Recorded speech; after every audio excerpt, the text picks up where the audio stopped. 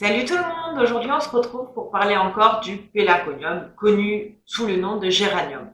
Dans la précédente vidéo, on a parlé de la facilité d'entretien de cet incontournable des balcons et terrasses. Et aujourd'hui, on va parler de sa multiplication par semis. Vous voulez récolter vous-même vos graines, il suffira d'attendre que la fleur du géranium sèche en totalité. À un moment donné, il va apparaître des petits plumeaux blancs et accroché à ces petits plumeaux blancs, il va y avoir la graine.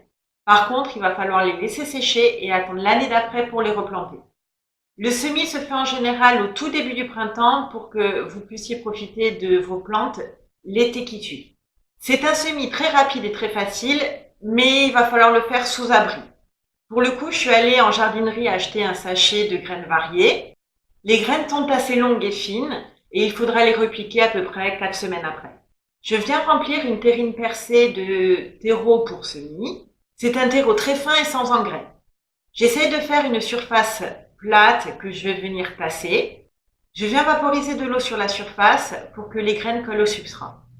Je dispose les graines dans la terrine et j'essaie de les disperser régulièrement. On va rajouter une légère couche de substrat par-dessus les graines. Les graines font à peu près 1 mm d'épaisseur. On va venir recouvrir 2 à 3 fois son volume, donc on va mettre à peu près 3 mm de substrat. Je tasse une dernière fois. Et je viens arroser délicatement le substrat sans faire de trou. Et pour ça, j'utilise un vaporisateur. On place la terrine à la lumière, à l'abri, et on garde le substrat humide.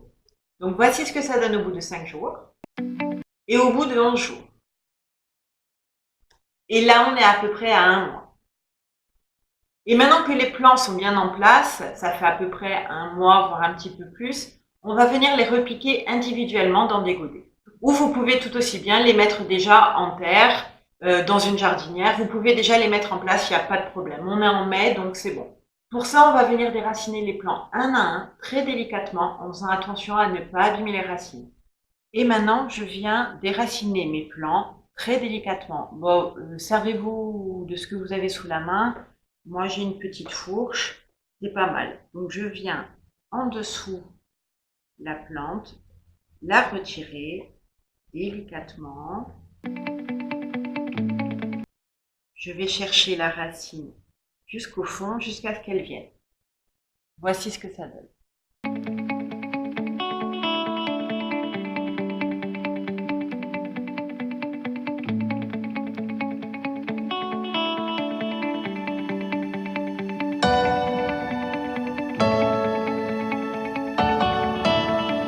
Je viens les placer dans un godet rempli de substrat pour plantes fleuries. À l'aide d'un pic, je fais un trou pour m'aider à bien les insérer.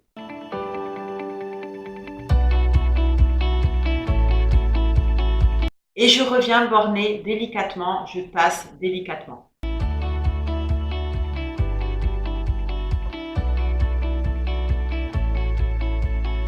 Et finalement, après avoir obtenu une vingtaine de plants, je m'aperçois qu'il m'en reste beaucoup. Et franchement, j'ai pas envie de tout donner, j'ai envie d'en garder un peu, donc du coup, je vais faire une jardinière. Je vais en mettre à peu près 5. Alors voilà, donc là, on a une jardinière bien percée, bien drainante. On va venir rajouter une fine couche de drainage quand même. Vu qu'elle n'est pas très épaisse, on va mettre peut-être 2 cm de drainage. Pour ça, j'utilise des billes d'argile. Voilà ce que ça donne. Je viens rajouter une bonne couche de terreau pour plantes fleuries.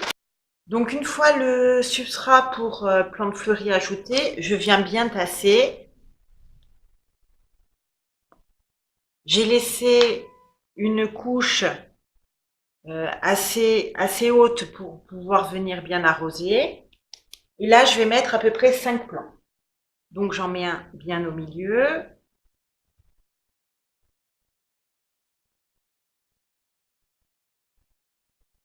Je viens bien borner pour bien tenir la plante.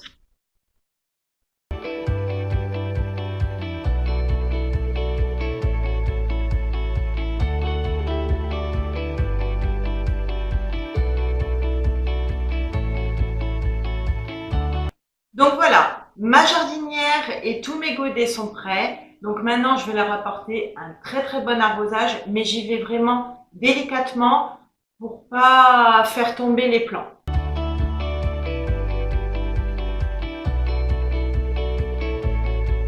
Donc voilà, mon arrosage est terminé.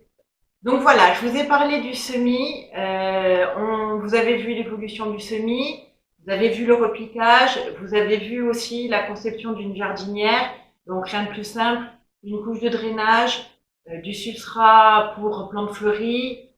Après, si vous n'êtes pas trop sûr de vous, du drainage, vous pouvez rajouter de la perlite pour éviter que l'eau stagne, parce que de l'eau stagnante dans les géraniums, ça va les tuer à tous les coups. Ensuite, on les place au soleil.